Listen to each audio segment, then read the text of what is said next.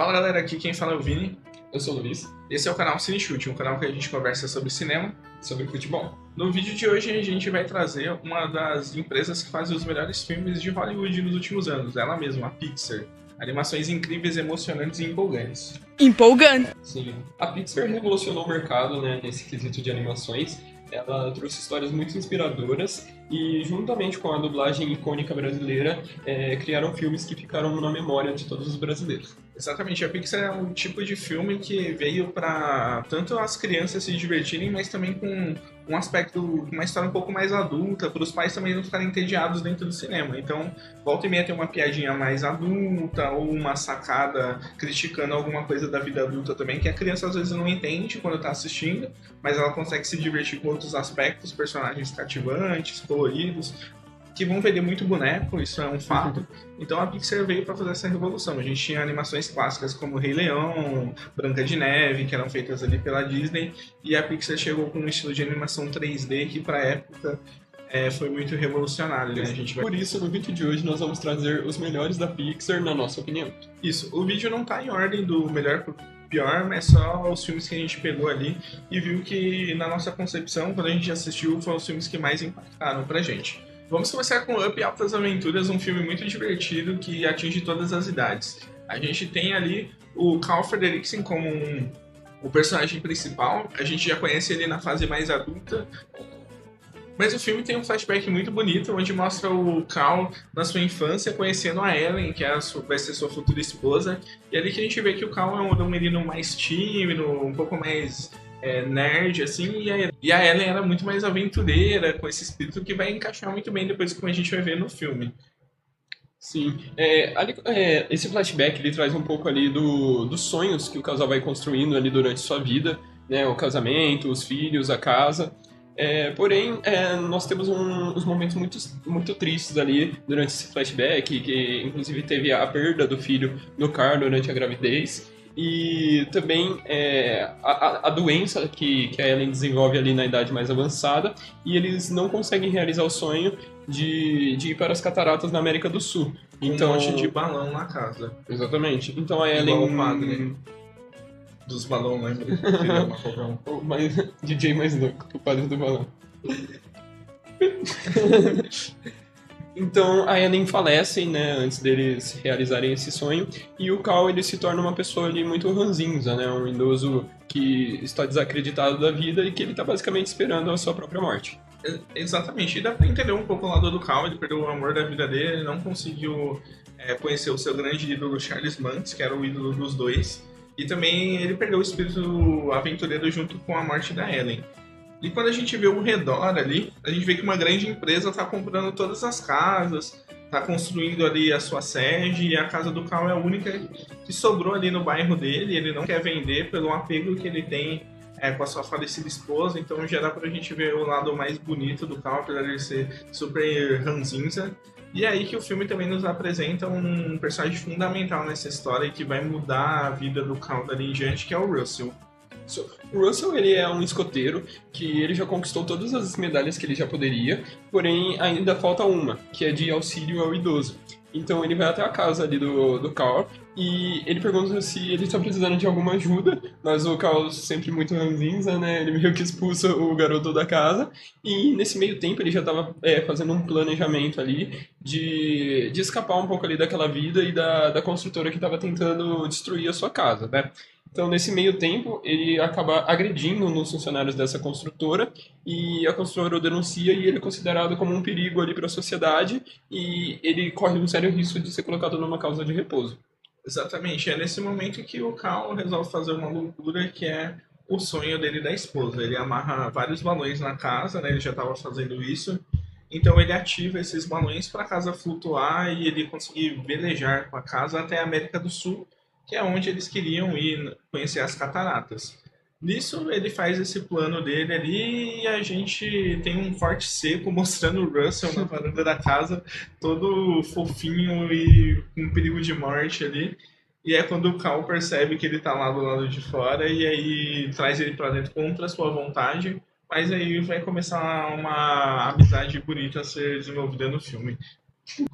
Então eles conseguem ali fazer a casa chegar até a América do Sul e lá eles descobrem uma ave muito rara que é chamada de Kevin e também um cachorro falante que é chamado Doug, né? E logo depois eles descobrem que quem está ali junto com esse cachorro é o ídolo dele da sua infância e da sua esposa também, Sim, o né? Charles Mutz, né, que a gente foi apresentado um pouco anteriormente pra gente no flashback. Isso. Porém, a história tem ali um pequeno plot twist de que o Charles Manson não é essa pessoa toda legal que ele parecia ser, né? Ele estava ali na América do Sul, até mesmo sumido durante um grande tempo, porque ele estava justamente em caça daquela ave rara que é o Kevin, né? Então ele quer capturar essa ave e levar ali, através das mídias, no público para mostrar que ele não estava errado, porque ele sempre acreditou na existência dessa ave. Porém, a forma que ele quer fazer isso não é legal, porque ele quer separar a ave ali da família. E é claro que, como a gente bem sabe, normalmente como uma ave rara ela é encontrada, a extinção dela fica muito próxima, né? Isso, e para fazer isso, o Charles não poderia conseguir isso sozinho. Ele está na América do Sul, toda a fauna e a flora ali ia ser difícil para ele se manter, então ele tem um grande plano também aliado a isso, que é uma tecnologia que ele consegue colocar em animais, nos cachorros, para eles conseguirem, na hora que eles latem, a gente ouve como se fosse uma voz humana. É por isso que o Doug, por exemplo, ele fala durante o filme com o Russell e o Cal. E então a gente é apresentado com o Charlie sendo realmente uma pessoa legal no começo, inclusive ele tem um cachorro chefe de cozinha, faz um jantar super legal, os personagens interagem, o Cal tá super animado de estar conhecendo seu ídolo, e o Russell tá feliz ali de estar conseguindo ajudar aos poucos o Cal, mas até então o Russell vai percebendo que tem alguma coisa diferente ali, é quando é revelada essa natureza do Charles não ser uma pessoa tão boa assim. E é aí que Kevin, Cal, Russell e Doug se unem num quarteto que vão ser os protagonistas da história e que vão lutar ali contra o Charles Manson. Isso. Ali durante o filme, o Carl, como ele é muito ranzinza e ele tá com muito foco na missão, completar ali o sonho dele e da esposa, ele quer deixar para trás essa história, né? Levar ali até as cataratas, que é onde ele queria finalizar o seu destino.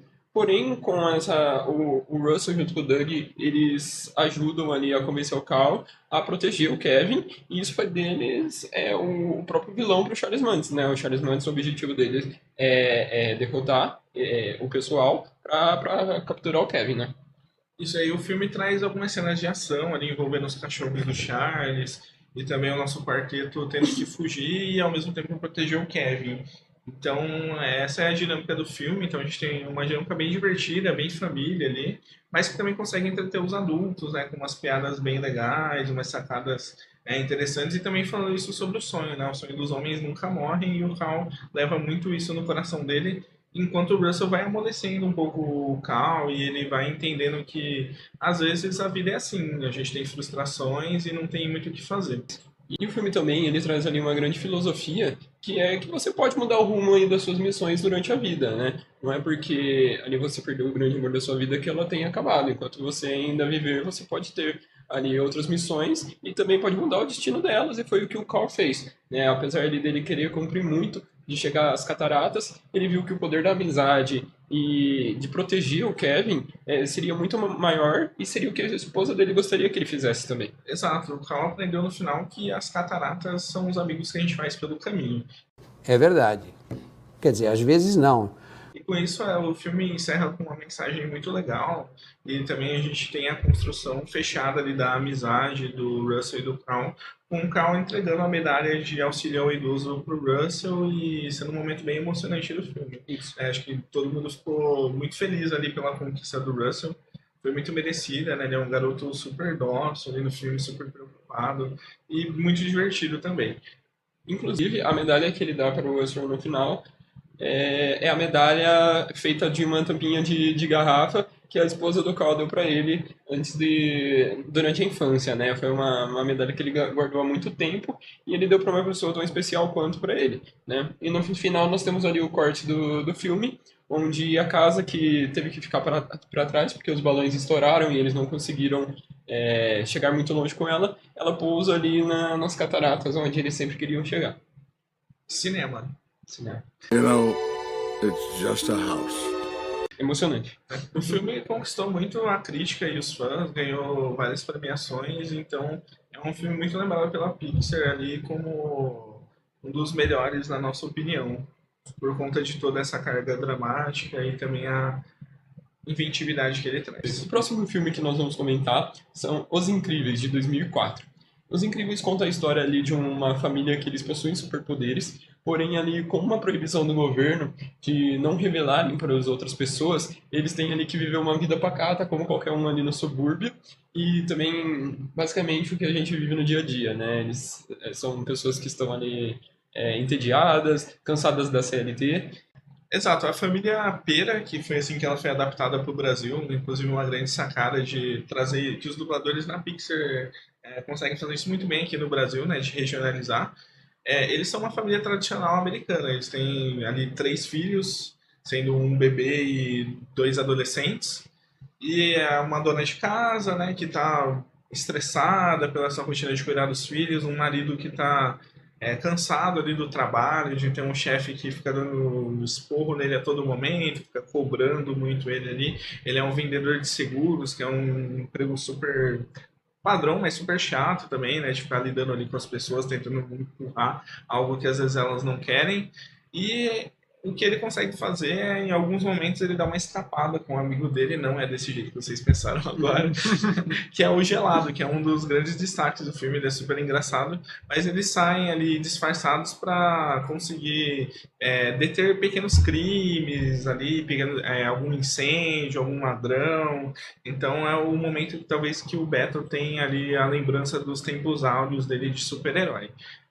A Helena, que é a esposa dele, não fica muito contente. Ela, obviamente, percebe isso. Ele não consegue disfarçar muito bem, né? Ele fala que vai jogar boliche, mas sempre chega tarde, chega com a roupa rasgada.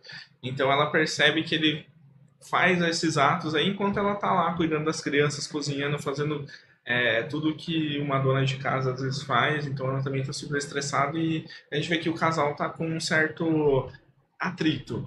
Mas a gente tem uma mudança de áreas no filme, que é quando o Sr. Incrível ele é procurado para fazer uma missão ali, que é deter um robô que ainda é misterioso. Que viagem é essa, velho?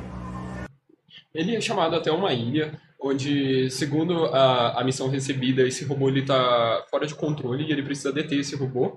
Então, após ele levar muito esporro no trabalho, ele se cansa e ele literalmente mete um foda-se e ele contata a estilista Edna Moda para fazer uma roupa de super-herói para ele que ele Sem vai capas. sem capas. Ok.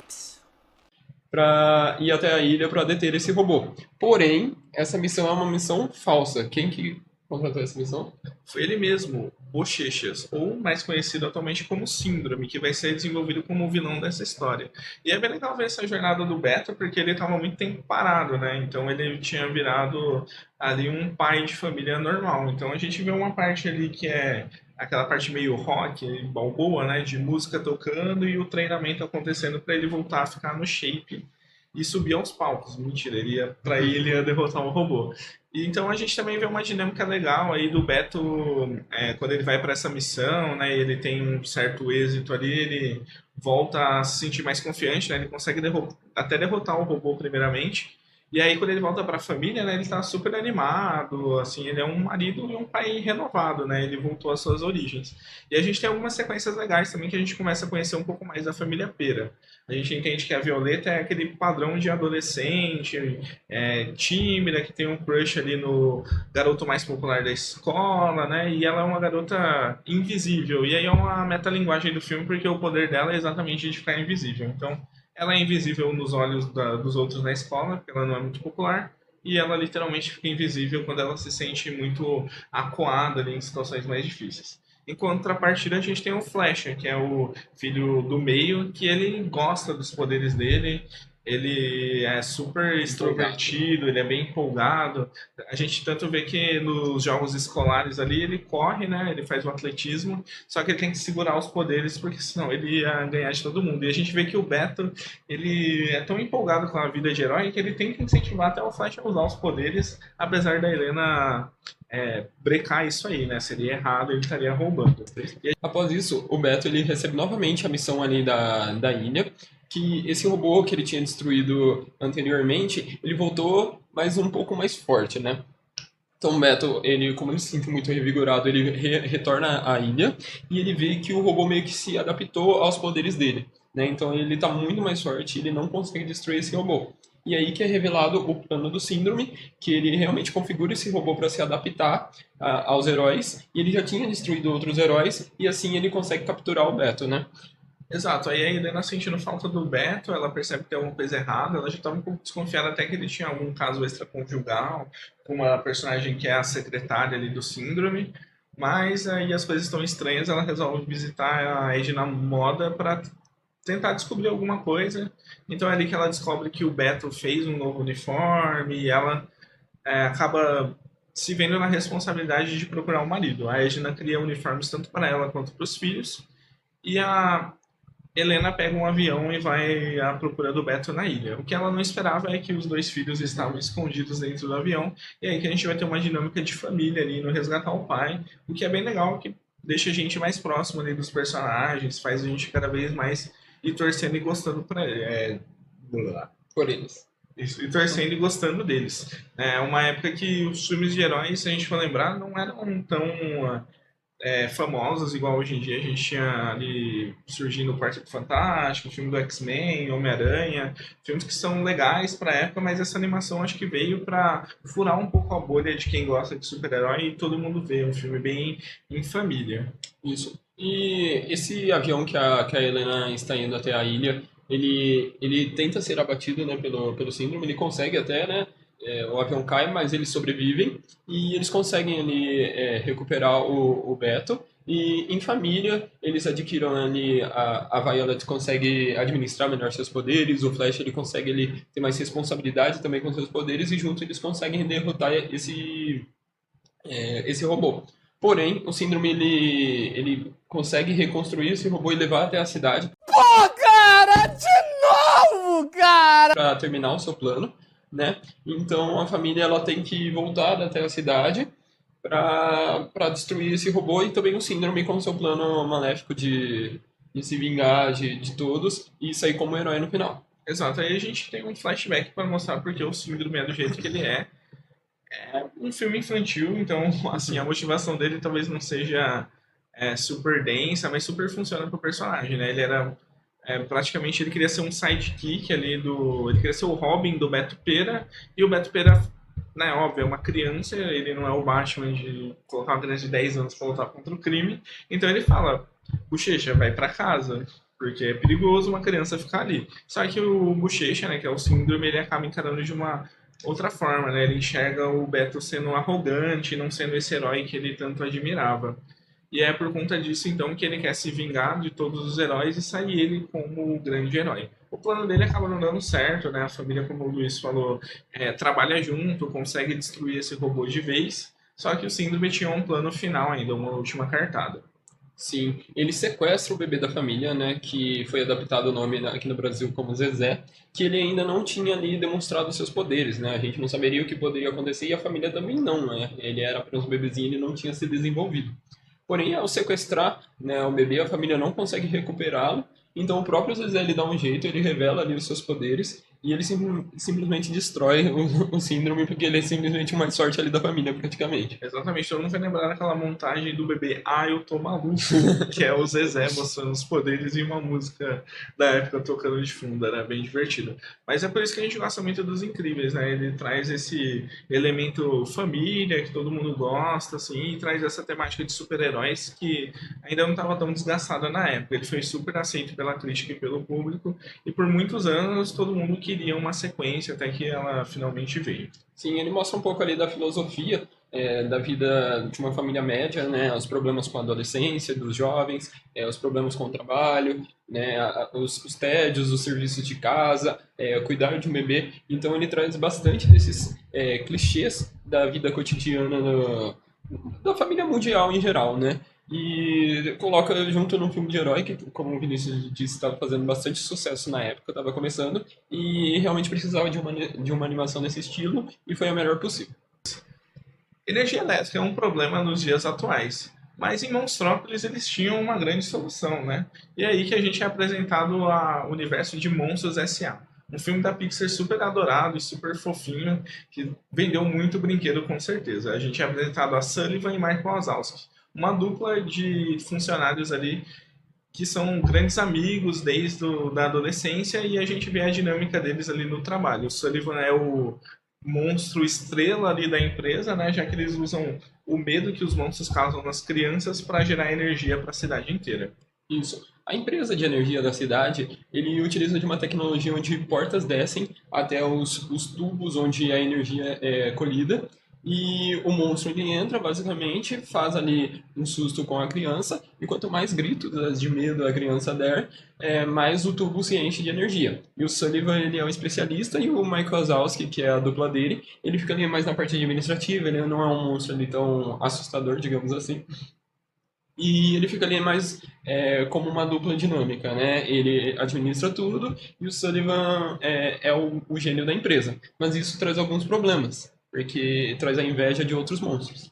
Exato, o Sullivan ele é o monstro que bate os recordes ali de gritos gerados, então tem alguns outros monstros que acabam ficando com um pouco de inveja, né? E a gente é apresentado aí um desses monstros que é o Randall, né? Ele é o principal monstro ali concorrente do Sullivan, né? Ele vai lá, bate um recorde, dá 2 minutos, o Sullivan vai lá e bate o recorde dele, e a gente tem essa dinâmica.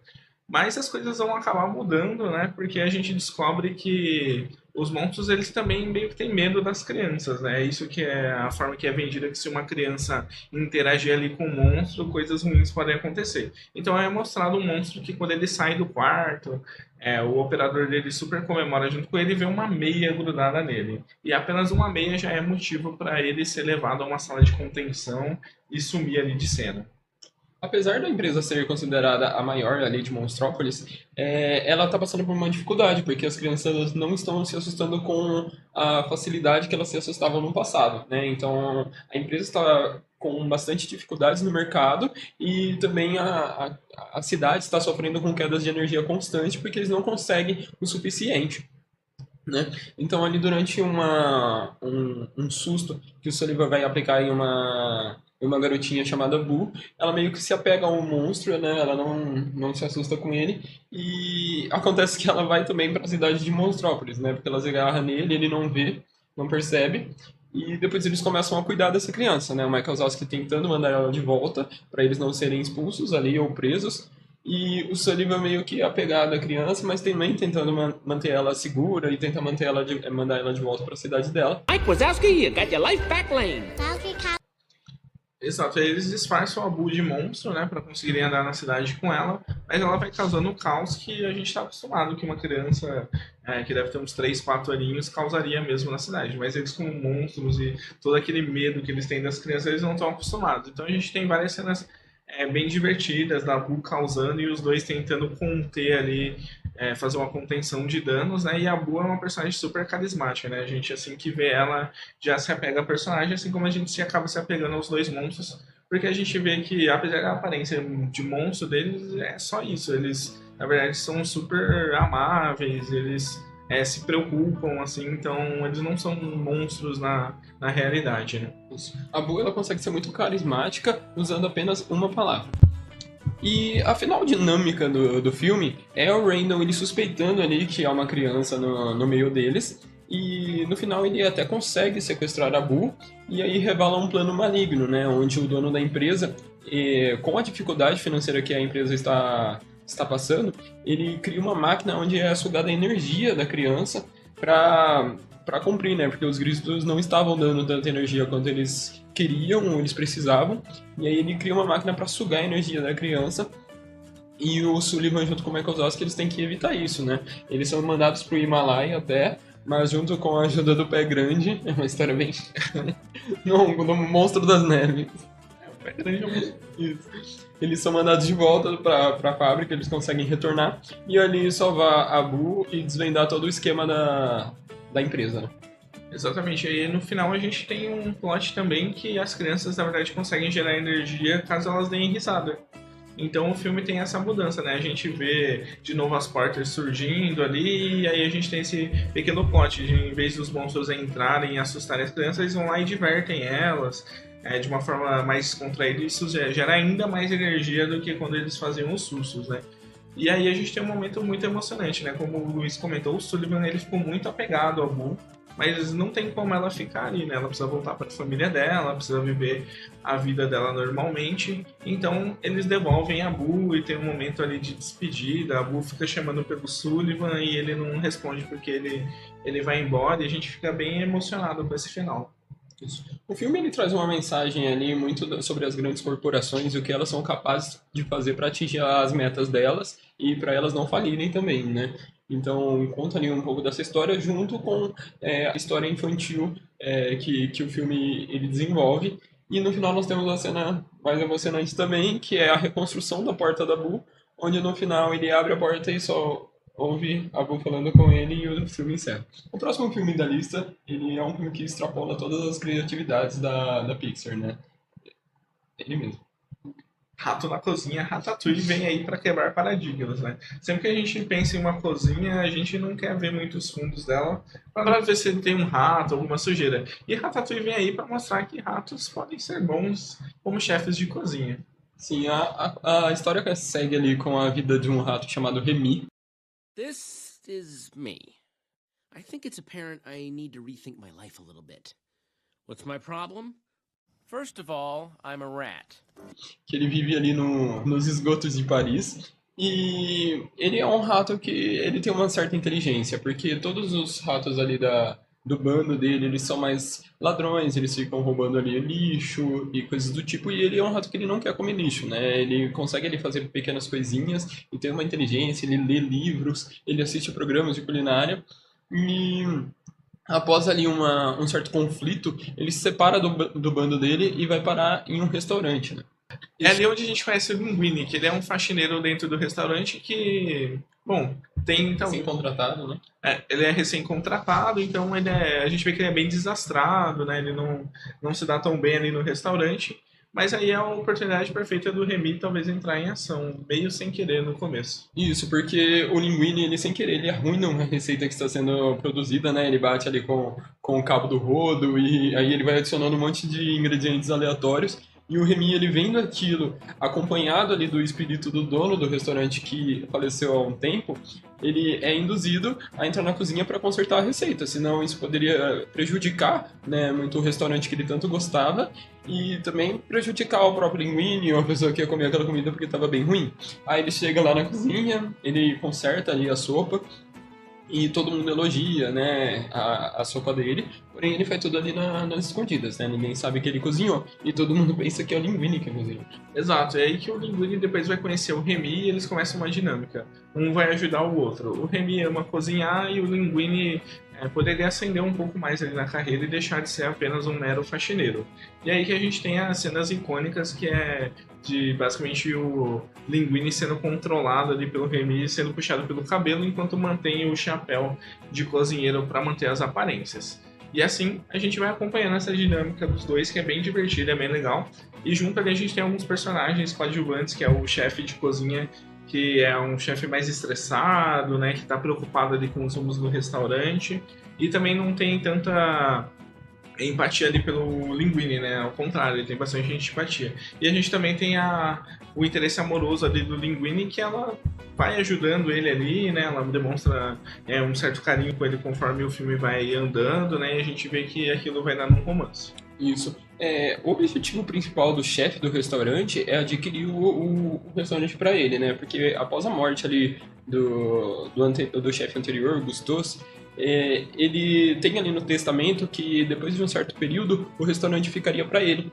Porém, ali no meio do filme tem um certo plot twist, onde se revela que o Linguini, ele é filho do Gustos, né? Então, o objetivo ali do chefe principal, do vilão do filme nesse caso, é não deixar o Linguini descobrir que ele é filho do Gustos, para não querer, né, ter o lado dele, o direito do restaurante que ele deveria. Isso, e a gente também conhece o grande crítico de cozinha, o Anton, que tem cenas muito legais dentro do filme, né? Quando ele vai lá avaliar o restaurante, que pode tanto arruinar o restaurante quanto dar uma fama de volta para ele, né? E aí que a gente entra no nome do filme Ratatouille, que é o nome do prato que vai ser preparado com o Anton, que é um prato que ele comeu na infância e ele nunca mais tinha conseguido comer um prato tão gostoso quanto aquele. Mas o Remy aceita o desafio ali junto com o Linguini e prepara um melhor Ratatouille possível para ser avaliado pelo Anton. Isso. Aí, depois disso, a gente tem aquela cena memorável, né? Onde o Anton, ele todo sério e todo crítico mesmo, ele degusta o prato feito pelo Remy. E aquilo traz uma lembrança automática ali dos tempos de infância, onde a mãe dele, ali nos campos da França, ela fazia um prato super caseiro mesmo, com um tempero ali, comida de mãe, né? Que a gente entende. E aquilo leva ele para a infância e o emociona, e aí ele quer conhecer o cozinheiro que fez aquela comida imediatamente. Então o Linguini espera o restaurante fechar e no final ele apresenta ali, até aquela altura do filme já tinha todos os ratos dentro da cozinha ajudando ali, mas que o Remy era o chefe principal. Ele se surpreende e tudo, mas infelizmente o restaurante é fechado, mas no final o Remy até abre o seu próprio bistrô ali pequenininho, onde o próprio Anton vai sempre jantar. Exato, e esse filme tem essa dinâmica bem legal de amizade, também de inversão de papéis. A gente nunca vai esperar que um rato vai ser o cozinheiro, então isso é bem construído no filme e fica bem divertido. Então o filme do rato ele é realmente muito bom e ele traz esse aspecto um pouco diferente, né, da gente estar ali na França, ver um pouco do cultural ali da França com a gastronomia, que é uma coisa super... um casamento perfeito ali entre comida e ambiente, né? Então a gente tem isso de uma forma bem feita ali no filme e que, de novo, né? Tanto os adultos conseguem gostar do filme quanto as crianças por conta dos personagens carismáticos, né? Do filme mais colorido ali, as comidas bem coloridas, né? Isso até também ajudou as crianças talvez a quererem experimentar esses pratos. Aí o ratatouille é um prato que tem bastante legume, né? Então acho que isso aí também é bem legal. Para encerrar a lista não podia ser diferente. Amigo, estou aqui. Toy Story de 1995, ele basicamente foi o filme que lançou a Pixar no mercado, né? Ele trouxe ali aquela animação 3D para os filmes de animações. E apesar de ter ali alguns aspectos humanos meio diferenciados, onde o rosto era tudo igual, são feios, né? Cara feia do caralho, parece um dinossauro. É uma animação ali que não tem muita qualidade, mas a gente entende que a história ali teve mais importância e também que o desenvolvimento e o surgimento de um novo tipo de animação, ele revolucionou o mercado, né? Isso, apesar dos humanos, a feição humana não ser tão bem feita, os brinquedos sim, eles são muito bem feitos e bem modelados ali no 3D. A gente consegue ver ali na expressão facial dos bonecos o que eles estão sentindo, eles conseguem passar isso muito bem. E de novo a dublagem brasileira também ajuda muito ao filme, apesar da dublagem original também ser boa, né? O Tom Hanks que faz o Woody foi um personagem que foi feito pensado no Tom Hanks, mas aqui no Brasil a gente não perde muito com a dublagem que a gente tem. E Toy Story tá uma dinâmica muito diferente, né? Algo que a gente, talvez quando tá na infância, todo mundo tinha um bonequinho ali do Max Steel, roubava a Barbie da irmã e inventava uma historinha ali. E a gente vê o Andy fazendo isso com os brinquedos dele, só que quando ele sai do quarto, os brinquedos, eles têm vida, né? Eles têm uma vida própria, amizade própria entre os brinquedos, eles comentam, inclusive, as histórias que o Andy cria, e o Andy que é o personagem, um dos personagens principais humanos do filme, é como se fosse um ídolo daqueles brinquedos, né? Então, a gente é apresentado ao Woody, que é o brinquedo que é o cowboy, e ele é o brinquedo preferido do Andy, por conta disso ele é o brinquedo mais popular entre os brinquedos também. Isso. Então o Woody ele fica meio que ali com uma certa liderança entre todos os brinquedos, aquela relação ali ela já está estabelecida, né? Os outros brinquedos entendem, todos eles têm uma boa relação ali entre o Woody com os outros brinquedos. Porém, o filme ele tem uma reviravolta, que é a chegada de um novo brinquedo, né? Um brinquedo que estava saindo em vários comerciais de TV, era um brinquedo que toda criança queria, que é o boneco do Buzz Lightyear. O Buzz ele é um boneco diferente do Woody, né? O Woody vamos dizer que é um boneco mais raiz, assim, né? Ele não é tão tecnológico, ele é feito de pano, então é todo um trabalho muito mais artesanal. Já o Buzz ele é aquele brinquedo feito em massa e que precisaria usar pilha, né? Que tem ali luz, faz barulho, tem falas de efeito variadas. And there seems to be no sign of intelligent life anywhere. O Woody ele voa também, e o Woody tem uma fala só, né? E é legal que a gente, anos depois, descobriu que o Andy também ficou apaixonado pelo Buzz por conta de um filme que ele foi assistir, né? Então é um filme dentro do filme. Quando o Andy sai de lá, ele vai pedir para a mãe dele para ela comprar um Buzz para ele, né? E aí a gente cria uma dinâmica diferente agora, porque o Woody se sente ameaçado, né? E ao mesmo tempo, o Buzz ele não se vê como um brinquedo, né? Ele acha que ele realmente é um astronauta que veio do espaço. E em alguns momentos o filme até faz ele acreditar mesmo nisso, né? Porque ele consegue voar de uma maneira diferente. Os brinquedos ficam todos abismados, o que gera ali um pouco dos ciúmes do Woody, né? Isso, aí a gente tem alguns brinquedos também que acabam pilhando as coisas, sem trocadilhos. Mas, por exemplo, o Senhor Cabeça de Batata vai lá, fala pro Woody, você tá perdendo seu reinado, hein? O porco, o cachorro. O porco, o cachorro, a gente... o cachorro, apesar que ele ainda é amigo ali do Woody, né? Ele tenta segurar um pouco as pontas, mas o Buzz é o mais famoso, então todo mundo fica ali conversando com ele, e o Woody fica bem de lado, né? E aí a gente tem um momento que o Woody começa a querer se livrar do Buzz para ele conseguir ser o brinquedo principal de novo. O Buzz, ele acidentalmente ali vai parar na casa do vizinho, que é o Sid, né? Um garoto completamente diferente do Andy. Ele tem a mesma aparência como todos os humanos do filme, porém eles são extremamente diferentes no tratamento dos brinquedos, né? O Sid, ele quebra os brinquedos, ele faz ali experimentos, ele explode, ele tira partes dos brinquedos, ele coloca uma na outra, e é basicamente o inferno dos brinquedos. Então o Woody, ele, como ele ficou meio que responsável pelo Bud ter acabado indo nessa casa, o Woody ele vai numa missão de busca pelo Buzz, né?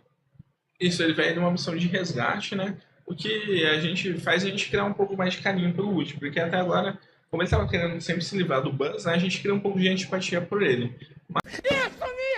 Mas como ele vai lá e assume essa responsabilidade, vai atrás do Buzz, e quando ele chega lá, né, ele passa por adversidades que um brinquedo passaria, né? Ele é um brinquedo pequenininho no mundo de humanos que tudo para ele é um perigo, né? Tanto o cachorro do Sid representa perigo, até a irmã do Sid também.